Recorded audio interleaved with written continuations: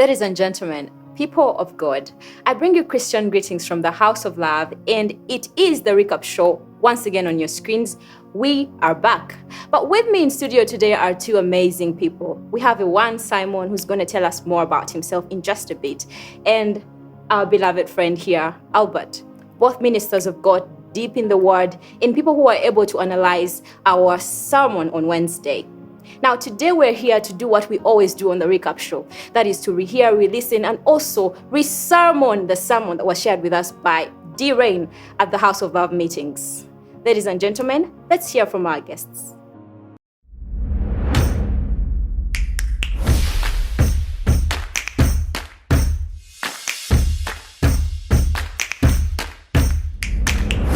So, tell us, Mr. Simon. Thank you so much, Claire, for this opportunity. Personally, I'm a fan of the Recap Show. I've watched the last episode that you hosted, very beautiful, very deep men and women of God. I love them and honor them. So to me, this is, first of all, a very good honor opportunity. I'm called Simon Arenaitwe. I'm a very simple person, really. I love God and He loves me more. And yeah, really, I think that's basically it. Everything else is as we go. Yeah. Yes, Albert. Thank you, Claire. My name is Nsaba Albert Urajie, and I'm so grateful for the Recap Show, and I believe God is doing amazing things through this show. Thank you for the kind introductions, gentlemen. So back to our viewers. Yes, we are back on the Recap Show, and today we are zooming in on the 15th House of Love meeting. The House of Love meeting discussed a very important aspect that is not new to us all.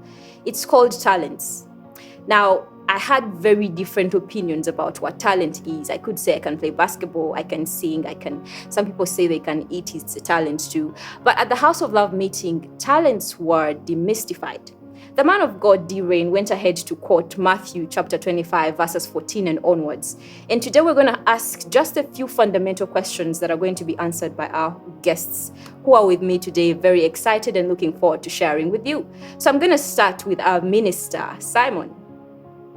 Mr. Simon, D. Rain mentioned talents and he demystified what they were. To many of us, like I said, they mean so many gifts that we possess. What did you understand are talents from the service and the ministry that was given us by D. Rain? Thank you so much, Claire, for that beautiful question. Talents. Wow, okay. From yesterday's sermon, I believe talents are things that God gives you that you probably have, that others do not, or that you have more of that others do not, really. Something like, let me say, good voice, probably, or blessings, things that you really didn't work for and you just have. Yeah, because the scripture was like God was moving and then He gave some, gave, then like they had to do something to give, God just give. So I believe talent is really what I could call an advantage in this world, something that you could use for or against the kingdom of God. That's, I think, how I understand it. Thank you for the response, Simon. And connected to your question, I want to ask our guest, Albert, just like Simon explained to us, the talents are those gifts that are given to us and we can use them for good or for bad. One of the things that are given to us, just like the Bible makes mention, is ministry. So one of the questions that came up in my mind as I was listening to D. Rain preach was, why do we start ministry? Why do we do the things that we do? So I'd like for you to demystify in that very direction. Thank you very much, Claire and Mr. Simon. I love the way you've answered that question. So, ministry, purposefully, according to me, what I think, ministry is meant to spread love throughout the whole world, through the congregation, through the people we preach to. And imagine a world where you know what your neighbor is going through, you know what Simon needs, you know how you can handle a situation. That's basically why we have these talents. You have a talent of, let me say, you're a graphic designer and you can help out in a ministry to work on the graphics to spread the word to other people. And you're a chef, here you can help out in cooking, teaching, you impact skills to other people. You are a musician, you help spread the word through your music to other people, and which touches people. People outside there, and they do not need a lot really. They just need someone to understand them, someone to share with them, someone to love them at most. People out there have money, but they lack the basic love. And that is really, it's really crumbling down families.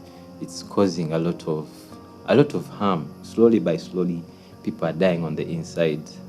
And ministry now, for ministry, we are meant to make sure that your neighbor is okay. Make sure that your colleague has had a nice night. Make sure that your boss, even if it's your boss, still they do have needs. They are people, they are human beings. That your boss is also doing fine in whatever position they are in. So that's what I can say for now. Thank you for that very amazing response, Albert. And from what you've said, I've understood that ministry is not really us categorizing our purpose in terms of prophecy or apostleship or evangelism and the like. Ministry is far beyond just those 5 offices. It goes into what we can do, the gifts that we possess, and how we are able to follow the vibrations of God towards men, because that is truly his heart. So you have greatly ministered to me just by saying such amazing words. Now, going to you, Simon. The question I want to ask you is, you could title it as the head and tail mystery. The Bible speaks of us being heads and not tails, above and not below. And these are pursuits that we make on a daily basis. Our preachers and apostles and pastors keep telling us, you're going far, you're going to be above and not below. You're going to be the head and not the tail. But when Dirain was preaching, he made mention of a mystery that in being the head, you actually are the tail. And in being the tail, you actually are the head. Now, I'd like for you to just zoom in on that. Thank you so much, Claire. Wow, the mystery of head and tail. Let me see. One of the most defining moments for me in the life of Christ, let me first take you there, was the part where he washes the disciples' feet. Now, of course, we always focus there, but the part that I was reading recently that caught my eye was he removed his robe, right? Now, I'm imagining at that time, I'm a fanatic of history. I know what they were wearing at the time. This was like a whole gown, and inside you had like something else wrapped around you. He removed that robe, then got a small towel wrapped around himself. Imagine that happening publicly. Because washing feet alone, we all watched the movie of Christ. He was dressed, he just bent a little, washed like 2 guys, then left. In real time, removed the robe. That whole experience to me, in a way, if I was the child of God, in every dynamic of the worst understanding of it, would be the lowest form I can ever present myself. But we see this guy remove his clothes, wrap a small towel around him, try to go down so low, wash his guy's feet. And of course, you could say so much, he was washing feet, prepare them for ministry and all that. But really, in there, not everyone in that meeting was deep. So it was just probably washing feet. Now, the idea of head and tail, basing from that example, is that place where you, one, know what you carry, know who you are, right? You're loved by God, you're the best, you're the head, blah, blah, blah. But then, in relating to the question that Albert had answered about ministry, how ministry is all about reaching out and doing the most for everyone, or at least the people you can meet. There is no way you can do the most and you remain comfortable, because different people need different things. Personally, I'm a graphic designer, and I'm always in places where I have to do extra work, sometimes for free, just to help a person's business rise up. Now, or it may not be in something that I'm blessed with, or probably just helping carry some things at church, probably House of Love meetings. We have guys in charge of chairs, guys in charge of this, but then sometimes you see a need to do something and you have to like really go low, or sometimes probably a new person has come for the meeting and you have to give them your chair, because it really doesn't make sense for a new person to stand, which you already know what's happening here. The idea of head and tail for me is knowing that you're the head, and the head sees everything, and you don't mind going down because it doesn't take anything away from you. Yeah? And in that, you help the person who thinks they're a tail to realize they're actually also a head. And I think that is really the best way to minister. That, in a way, is love. That's how I think I would understand it.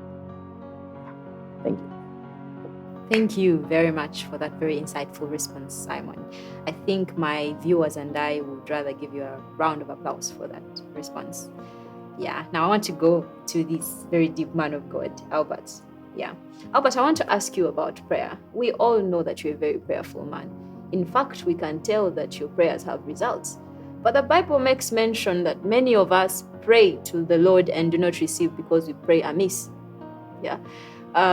D-Rain also went ahead to share in that very direction. And he made mention of us going to God with particular hearts and getting our talents and investing them in places that in themselves don't yield, but rather they rot away just like moth. Yeah. So I would like for you to share in that direction, in the regard of what is it that makes our prayers not answered by God, not answered by God. Prayer. So, about prayer. Now, from when we're young, we have been told by our parents, our guardians, that we have to pray. We have to pray to God. And so, most of us have grown up in a life of prayer. Before you go to sleep, when you wake up, before you have a meal. But in my opinion, when you pray amiss, you are praying. You are making statements that only would benefit you. You're saying, God, I thank you for my car. God, I pray that I build a big house and so that my neighbors will notice that you are working in my life, which is not all about God. Because in ministry is all about making sure that you help your neighbor realize their best version of themselves. So when you pray, you're supposed to put in consideration your neighbor, your enemy, your friend, your family. Then that's when God can hear your prayers. When you pray for only yourself, trust me, those are prayers that pass by God as a missed call. He does not listen to those prayers because He put us on this earth to look after each other, to be there for other people. So when you're praying, you pray for your neighbor. Say that I pray that my neighbor gets income to finish up their building. I pray that my colleague is doing well in their family. So praying amiss is basically being selfish, and that is it's not part of the fruits of the Spirit, but that are there by the Holy Spirit. So praying amiss is basically being selfish and putting yourself in the image and not considering your neighbor, because once you put your neighbor into consideration, trust me, God will even bless you more than you think you would have if you prayed for yourself. Thank you very much. Thank you, Albert, for that very insightful response. And to you, our viewers, another round of applause for Albert. Now, dear guests, we're coming to the close of this recap show for this particular episode. And just before we go into what you don't want us to forget, coming from the House of Love meeting number 15, I want to make mention of a very, very fundamental statement that D-Rain made, just relating to what Albert just told us. D-Rain asked a question. He said, what does God really think is important? Then he made mention that the only thing that cannot rot away or be eaten by moth is souls. Think about it. Now, going to you, Simon, do tell us, what is it that you don't want us to forget going forward? Thank you so much. What I can leave you guys with is one of the things that really stood out for me is the fact that in this world, really, people are the main thing that really matter. You know. Now, in relation to the talent and everything, when I was just listening to someone, I was thinking, so if I'm a good musician and there is no one in this world to listen to me, then how do I know I'm even a good musician? You know. If I'm good at probably playing drums, if I'm good at graphic design, like exactly graphic designing, who do I design? What do I do if there's no one in the world? But then also now, we are in the world. People are there. In regards to how Albert explained ministry is reaching out and stuff like that. As a born-again Christian, really, in the simplest of forms, it would be considered a bit selfish if you're very good at something and you do not see how to benefit the kingdom somehow.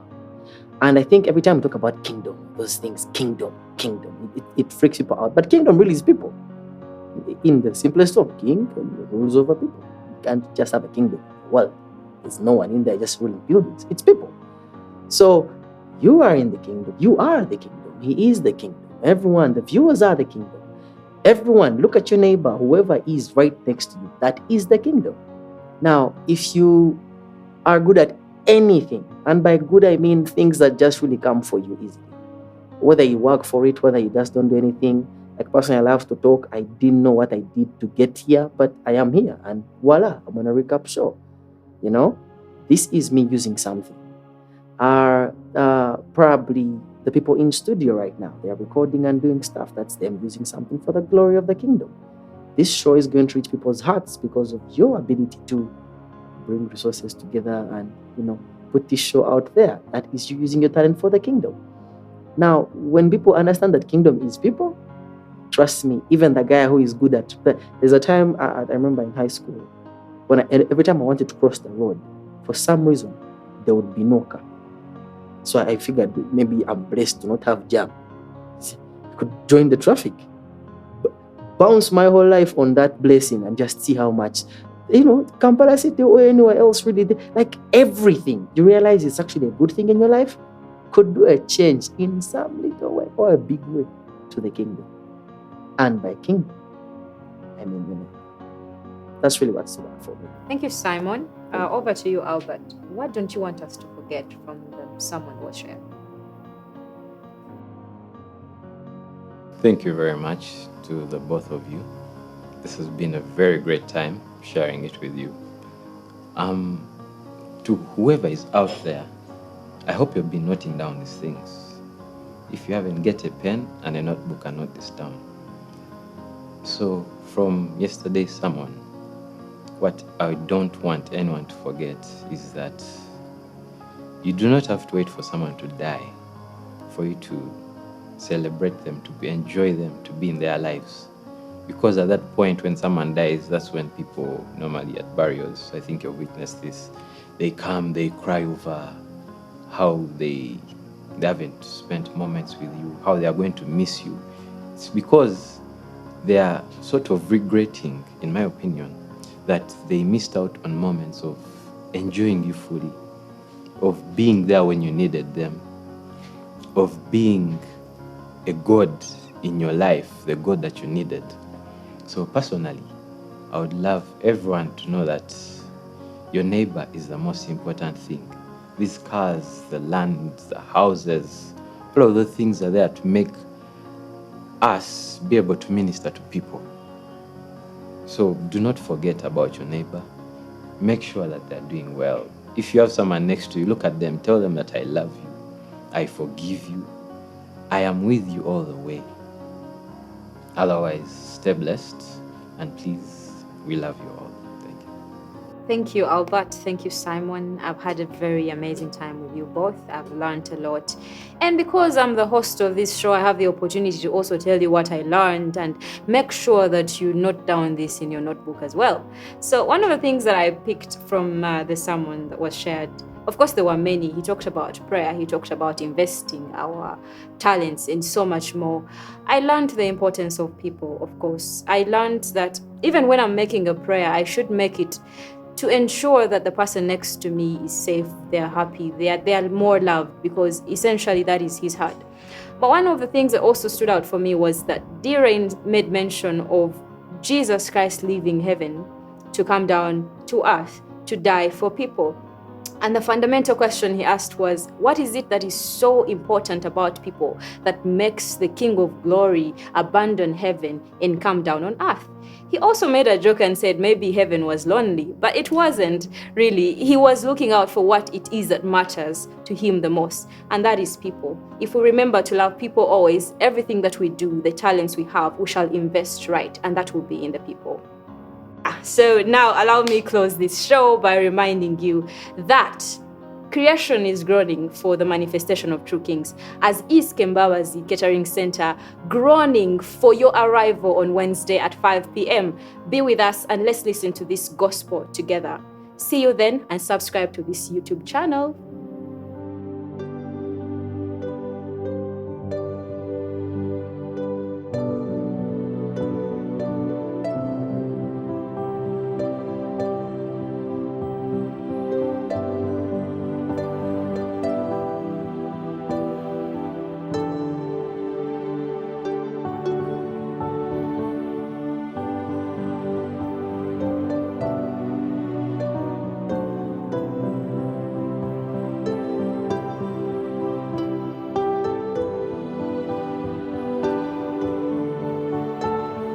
Join us every Wednesday at the Kembabazi Catering Center from 5 p.m. to 9 p.m. House of Love, destined to reign.